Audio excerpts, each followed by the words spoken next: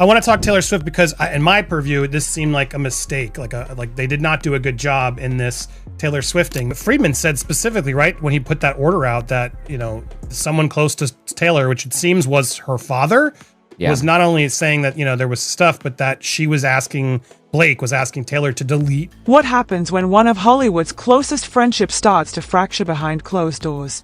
Private messages from Taylor Swift, now emerging in court, could permanently shift the dynamic between her and Blake Lively. These texts aren't lighthearted banter. They reveal tension, frustration, and a side of their story the public never saw. Why are they being weaponized in a legal battle? And what do they truly expose about a bond both women spent years shaping? The revelations unfolding now might change everything fans believed. They have the text messages, and I think they got them recently, and that's why they decided to pull this last-ditch effort to get Taylor Swift to get to post. I think if they had something prior, they probably would have tried to get her on the book sooner. But, I mean, Taylor's legal team made it clear that they were only notified 3 days before that they were even being dragged back into this for a deposition. So I think that's probably when they got the text messages. We do know that Lyman ruled in favor of the Wayfair parties to get the text messages. So I'm assuming they've now entered the group chat, and there's probably something in there that contradicts something that Blake has said that I think will be useful to the Wayfair parties and would have been useful had they been able. For years, Taylor Swift and Blake Lively embodied what seemed like the gold standard of Hollywood friendship. The pair were often seen on cozy family outings, laughing together in paparazzi shots that looked effortlessly perfect. Fans scrolled through Instagram for playful comments and heartfelt birthday tributes that painted their bond as genuine and unshakable. At award shows and industry events, the illusion only deepened, Blake smiling proudly from the audience, Taylor offering a knowing nod in return, the kind of subtle exchange that whispered, "We're as close as sisters." But over time, quiet whispers began to disrupt that flawless image. Backstage murmurs hinted that the smiles weren't telling the full story, scattered remarks from stylists, cryptic online posts, and fleeting moments that didn't quite fit the narrative. Still, most brushed it off. A friendship this polished seemed untouchable. Now, though, cart murmurs suggest a far darker truth may have been hiding in plain sight. One of their most iconic red carpet appearances, once hailed as the ultimate friendship goal, is being re-examined under a very different light. Cameras captured them side by side, radiant and carefree. But insiders now claim that tension was already simmering beneath the surface that very night. No one wanted to question it then. The image was simply too perfect to doubt. In the months that followed, small cracks became harder to ignore. Industry insiders whispered of disagreements, but those rumors were drowned out by fan devotion and polished PR. Looking back, those subtle cues were the first signs of something unraveling. The public saw one story, but behind the scenes, a very different one was unfolding. And it wasn't gossip blogs that exposed it. It was evidence. Court filings, according to reports, contain private messages that reveal another version of this friendship entirely, one marked by frustration, distance, and betrayal. Taylor's own words, preserved in text, could dismantle the image she and Blake spent years building, reshaping their legacy from inseparable friends to something far more complicated. Now the question lingers, how did those private messages, never meant for the public eye, make their way into a courtroom? And what will they ultimately uncover about the true nature of one of Hollywood's most watched friendships? I want to talk Taylor Swift because, in my purview, this seemed like a mistake. Like they did not do a good job in this Taylor Swifting. Maybe there really wasn't there, but they were able to kick up enough suspect to think that there was something here. But now Taylor's team is opposed. I mean, you tell me what seems true in this, that they only found out a few days before. She only just heard about this 3 days ago. She did not agree to deposition, but if she's forced into it, she can. And then she gives sort of these dates of where she is available, given her work schedule. The judge did not. So then Wayfair asked for a delay and said, she gets available then. Can we do it? And the judge is like, no, you've had 6 months. I mean, a lot of people want to be mad at Lyman, but I feel like you made a good point. Do you believe this? Do you think there's something behind this that we're not seeing to benefit Wayfair? Or do you see this like I do? And this was kind of, they took too long and this is a mistake. I think it's both. Because Lively did get an extension for her request to finish off a couple depositions. in the 10 days or whatever that they ended up getting. The problem is this. Lively was able to show that we just got like almost 100,000 documents, and we need to figure this out and finish our discovery. It's not our fault we got stuff late. With you don't have that kind of reasoning or excuse, let's call it, by the Friedman attorneys. They're just like, well, we wanted to get it in on time. She's not available. So can we please extend it till she is available? Most of the time, that will be granted, in my experience, because you're dealing with a global celebrity who probably, you can't force them to show up. So this might be one of those instances, Andy. Remember I told you I was afraid for Friedman because he was filing these things that the judge told him before, don't file things like this, and you'll need the judge's goodwill later on. I think it bit him in the butt here, because it's very strange that a witness who was timely noticed, that is not available by no fault of their own, of the party, that there's not one exception, right? You can only do one thing past the cutoff, and you only get 6 hours past the cutoff, and do it on the day that I know is available. Within the discretion of the judge, he could say no.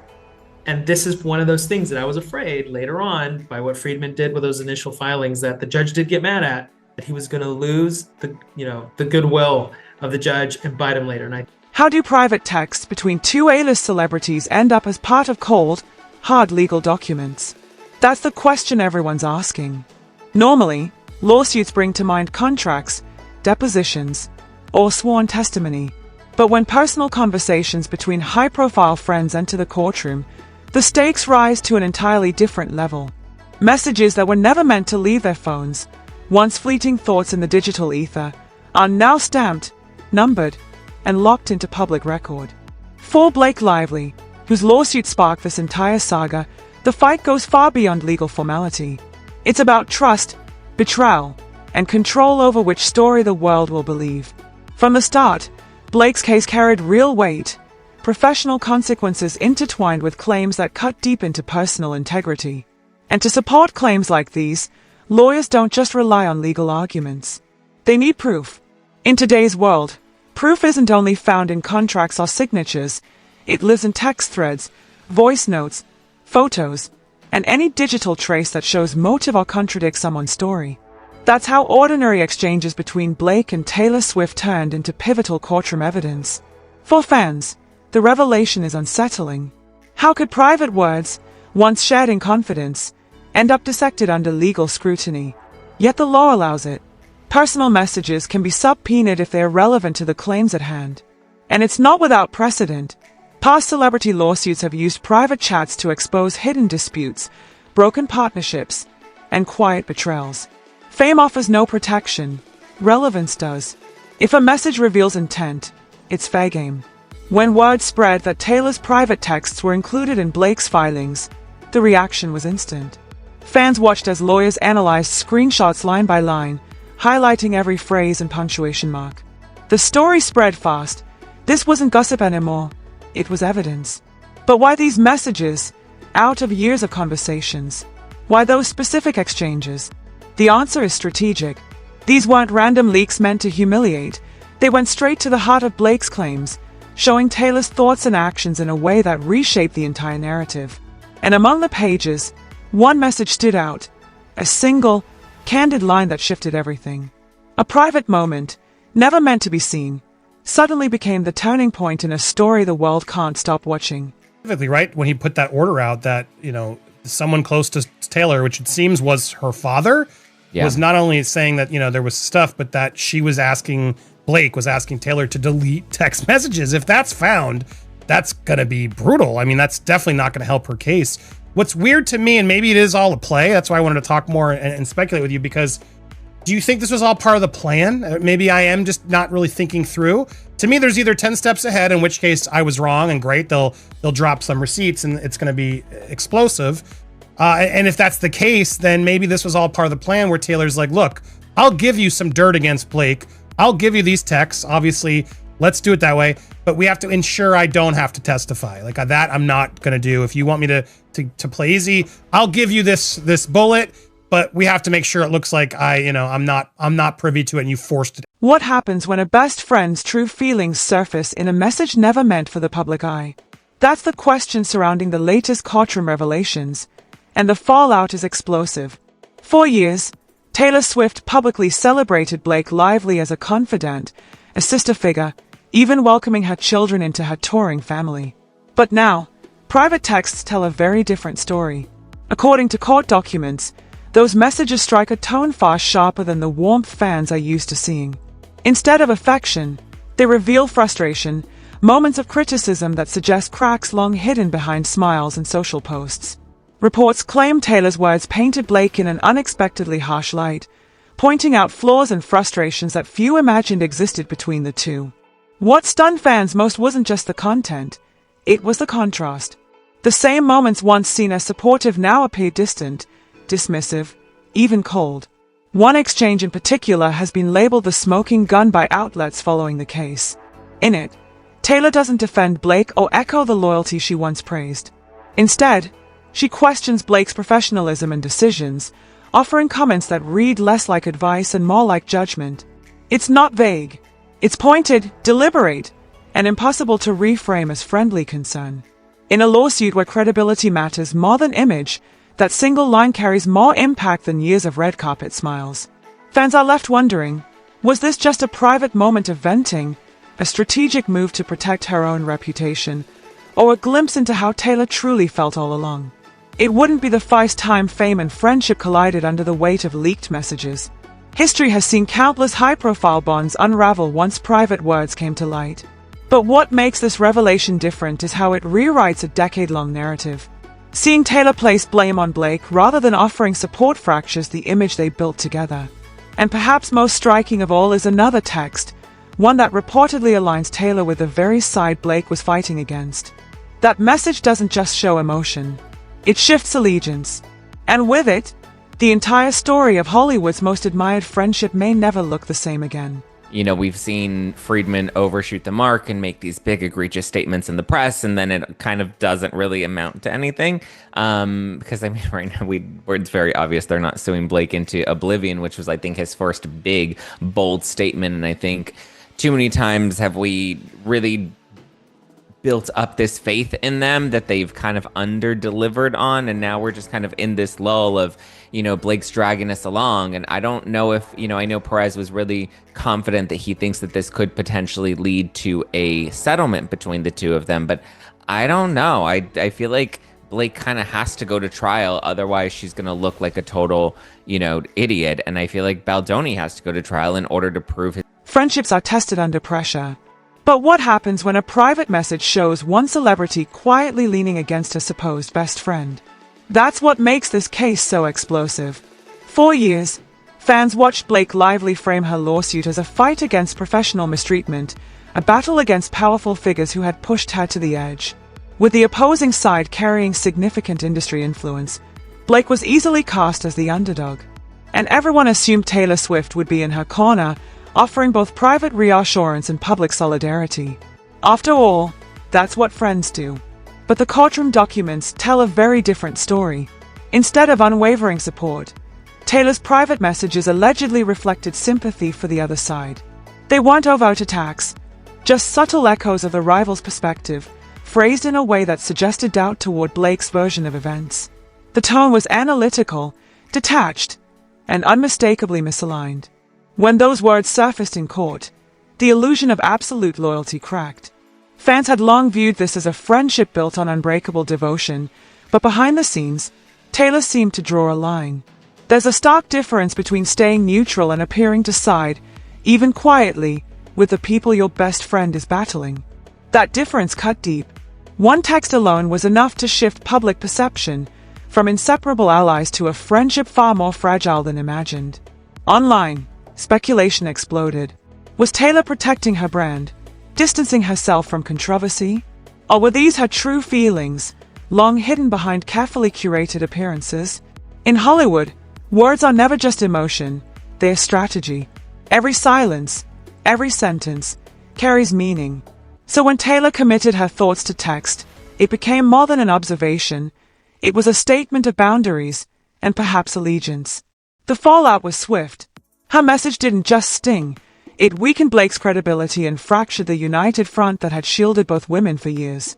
And just as fans were coming to terms with that perceived betrayal, another revelation surfaced, not about the lawsuit itself, but about the history of their friendship and a timeline that suddenly no longer added up. The story was far from over, and the once perfect image of two inseparable friends had never looked more uncertain.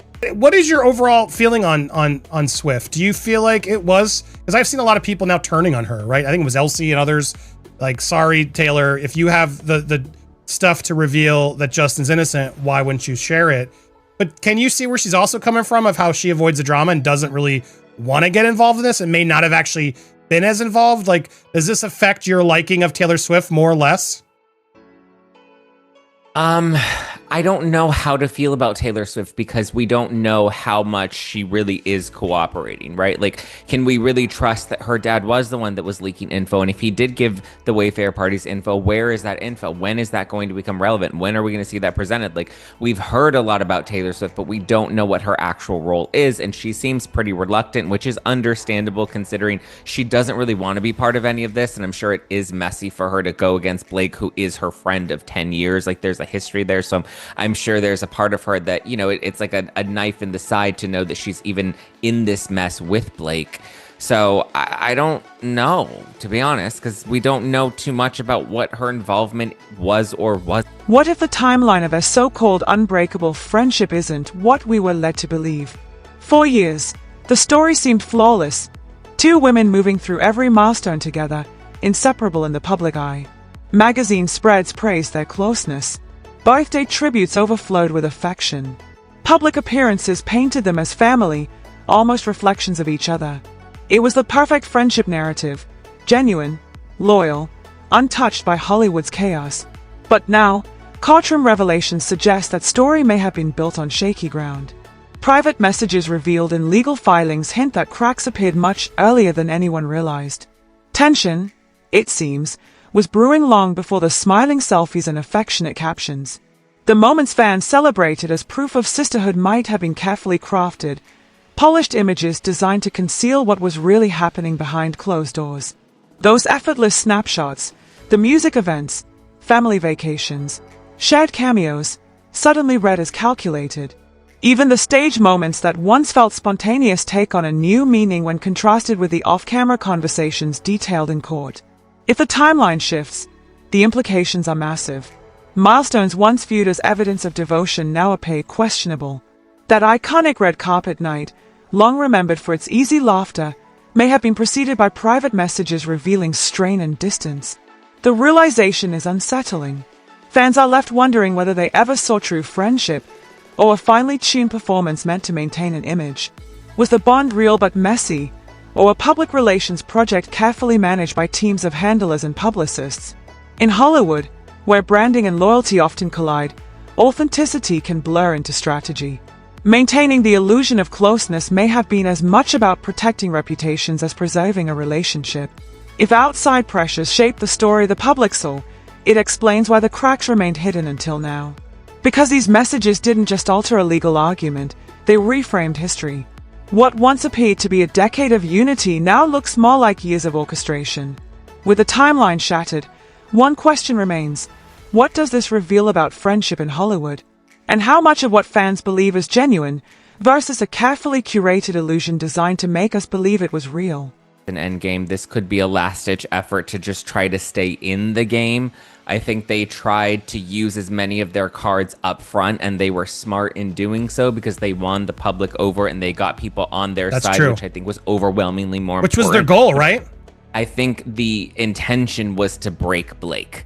And I think her team was good enough to prepare her to say, listen, they're going to do everything they can to break you. You just have to write it out, because eventually they're going to run out of ammo to keep shooting at you. And they're just going to have to face, you know, this at trial. And while everybody's like, go to trial, I'm always skeptical of that, because you never know how the jury's going to sway. And we've seen too many of these big public court cases where a jury doesn't rule in favor of what the public thinks they should do, you know, and it depends on whatever goes down in the courtroom. And unfortunately, we're not going to watch this trial because it's not going to be televised in any way. It's not going to be live streamed at all. So all we're going to get are little bits that maybe come out in the press.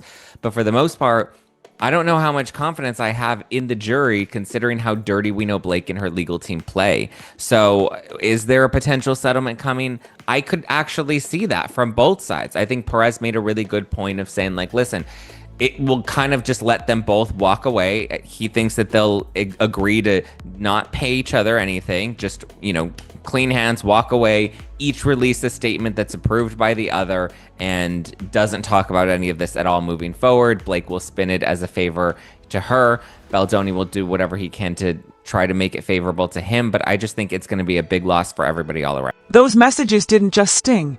They shattered the pristine image fans had cherished for years.